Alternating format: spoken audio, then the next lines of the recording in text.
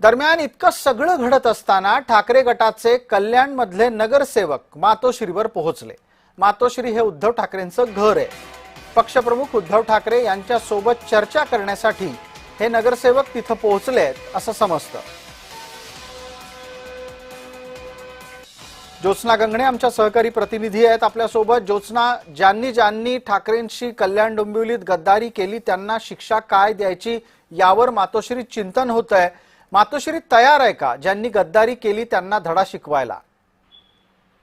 सध्याची परिस्थिती पाहायला गेलं तर कल्याण डोंबिवली महानगरपालिकेतले जे काही निवडून आलेले नगरसेवक आहेत ते ठाकरेंच्या शिवसेनेचे नगरसेवक आहेत। ते नगरसेवक सध्या मातोश्री या ठिकाणी जे आहे साधारण अर्ध्या पाऊण तासापूर्वी पोहोचलेले आहेत आणि ते आता कल्याण डोंबिवली मधली जी राजकीय आणि जी सध्याची परिस्थिती आहे ते उद्धव ठाकरे यांना सांगत आहेत।